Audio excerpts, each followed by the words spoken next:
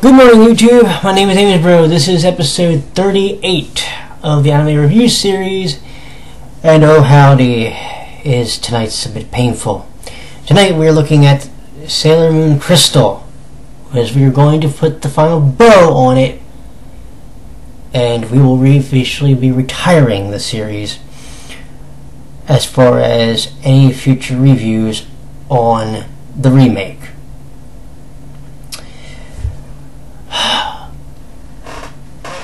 This series had probably the biggest hurdles ever to overcome, personal opinion.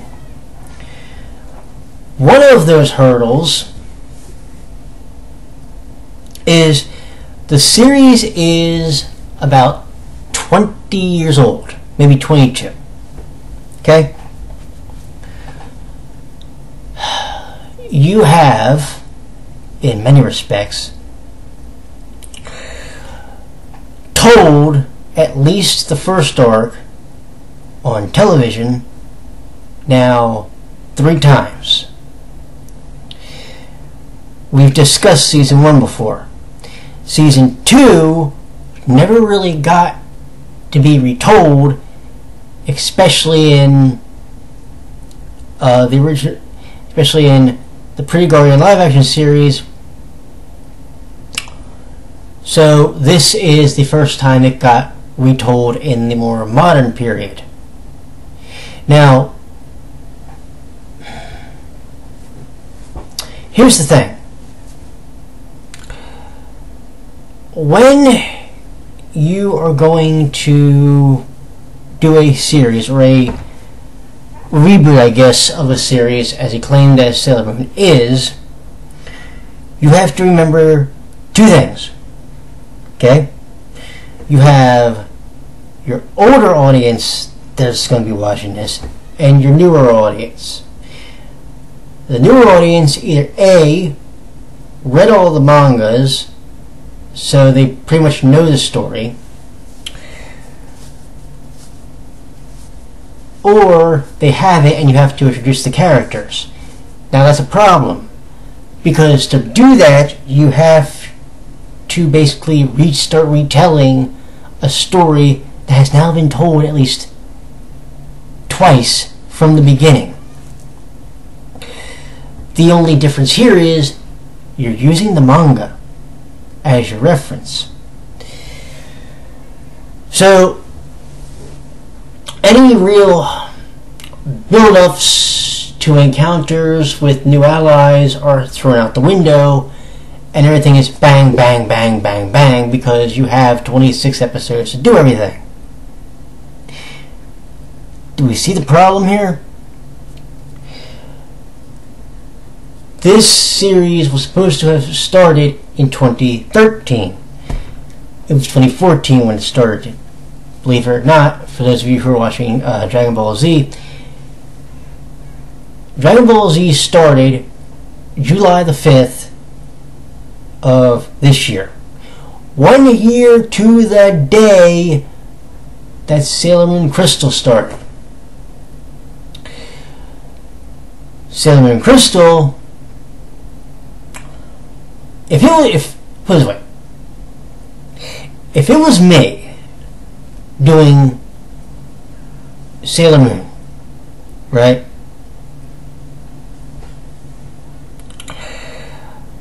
I would have done a fresh story. Everybody's going to have read the manga.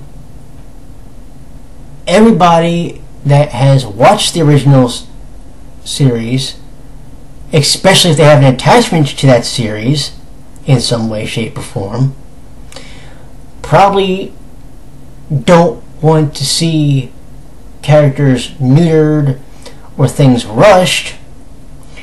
So what do? Especially when you have a season like the R season that you have to retell now. Do you know that one of the big things in the R season that made that season... There were 2 things, actually, that I can tell you, that really made the R season special for me. Okay? 1,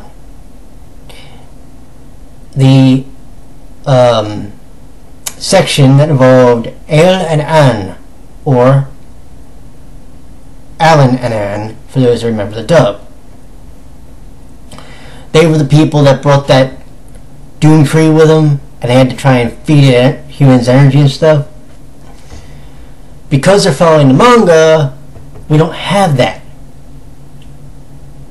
And it's literally, to me, one of the best arcs in the entire series. The other thing, because you were, and by the way, there's actually somebody who's watched the original series that when I mentioned this in one of my live blogs, they agree with me on this.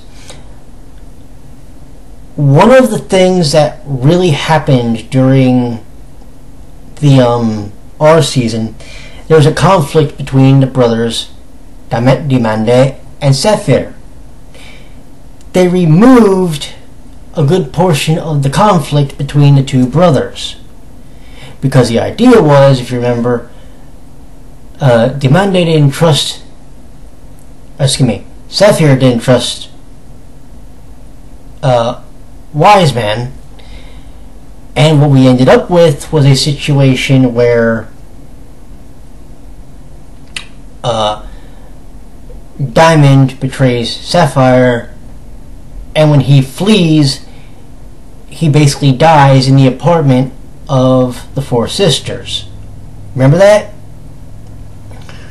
Well, the four sisters, unfortunately, because of how I don't know how else to say this, how little they're thought of in the manga, that's how little they're thought of in the anime. They're literally some of the best characters. Why would you get rid of them? This is what I don't understand. And this is coming from somebody, by the way, who does have somewhat still of an affinity to Sailor Moon, because it was his first anime. You look at characters who are actually in some ways beloved by people, that there's an attachment to. I had an attachment to the four sisters. I had an attachment to, in the original anime series, Ale and Anne. Yes, I know they weren't in the manga, so I understand why that was removed.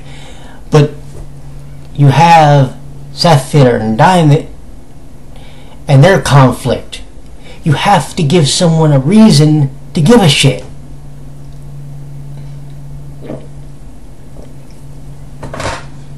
If I remember correctly, Rubius was betrayed by Wise Man. Well, here's something. I must have missed it, because during season 2, or during the R arc, they did a whole thing where apparently, how do I say this? They do a thing where Small Lady becomes Black Lady or Wicked Lady, right? Okay. Rubius had a confrontation with Prince Demande. Cool. Sweet. What we forget, or what we didn't get to see, unfortunately, that I remember, was how does Rubius die, Crimson Rubius die, because I don't think they showed it. They mentioned he died, or did he just disappear? Something happened. I don't know what. But if you're going to kill him off, shouldn't you do it? I mean, here's what really saddened me with the sisters. The only one that really got any time was Calveras. The other three got killed within like an episode. No joke. We did get to see Momo, though, for those of you who like that character, and I loved her dearly. So getting to see her was a joy. My issue became, there was this whole thing at one point, and for those of you who remember this for the anime, this happened. There's the part in Sailor Moon where they go to Crystal Tokyo, and eventually they, the Sailor Senshi, go back because they're not supposed to be there. They were showing too much from the future king, and they had to eventually go back to the past. Alright, cool.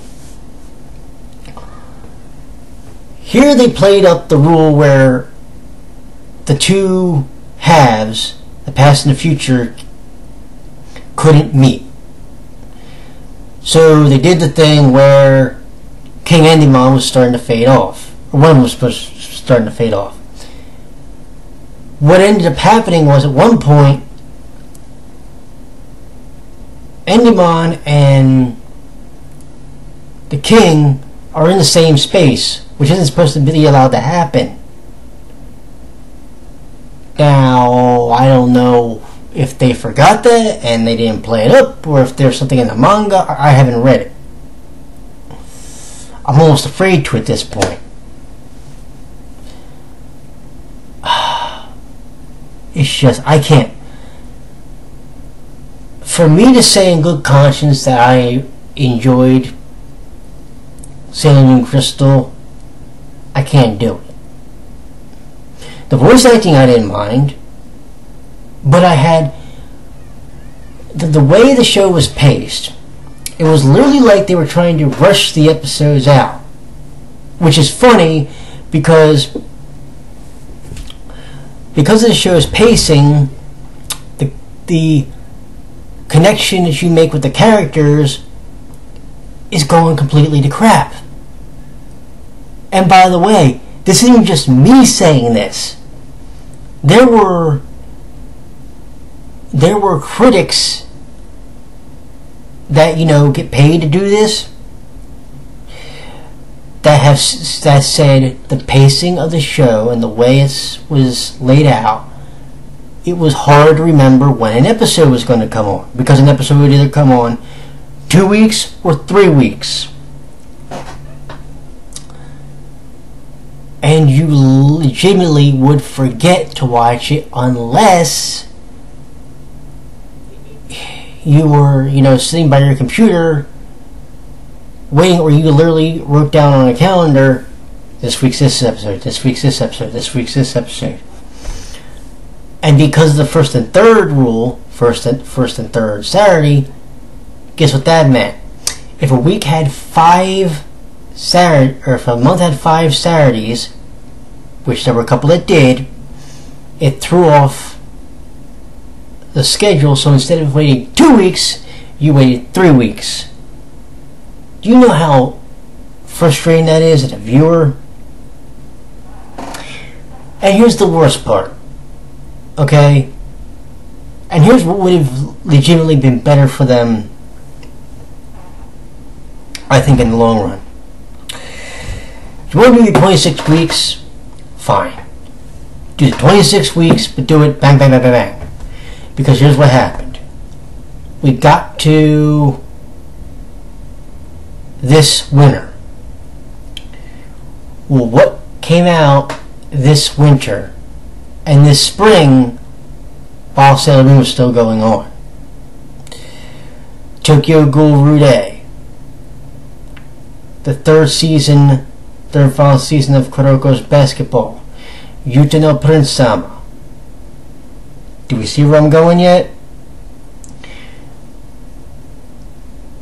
There's more modern series that are far and away better than the dated, cliched Mamoru, almost said Mamoru Mayano. He was in the series, but Mamoru Chiba Tsukino Usagi. What they needed to do was to forget that the manga existed. They needed to forget that this was a show that has a legacy of 20 years. If you're going to reboot it, you had to do an original story. Had to. You know why you had to? I'll tell you why. Because you've already told a story twice.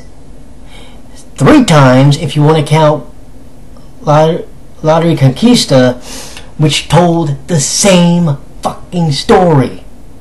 The only difference was, in that one, they had, and also, by the way, in Pretty Guardian, the live action, they had the 4 Kings join Endymon.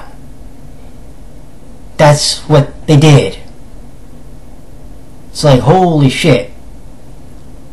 You had to literally change the story. Why didn't they? Who the hell knows?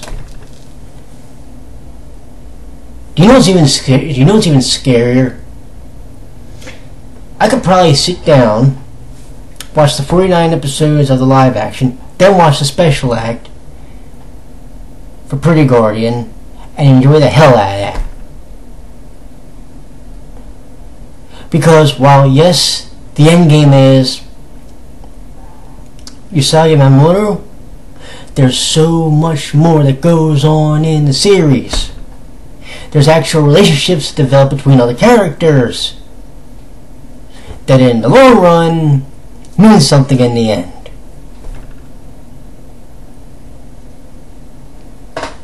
It breaks your heart when you watch a series that you've loved and you've cherished for over a decade, almost 2, and you have to honestly, objectively try and report on it and say, I can't recommend this, and I can't. I can't recommend to you in good faith that you go sit down and watch Sailor Moon Crystal, the 2 arcs that they showed. I can't. I would rather, here's what I would rather you do. Go find go find the dub that Dick did for Sailor Moon, and go watch the part of the first season where it's Zoisite and Kunzite. Then you get to hear Kirsten Bishop. The late Kirsten Bishop, I should say. A woman whose voice unfortunately is getting erased. But that's neither here nor there. I, like I said, cannot recommend that you will go watch Sailor Moon Crystal unless you want to really have your heart broken. Because to me, and it's not just me, there's reviewers that have said that this season pretty much stunk.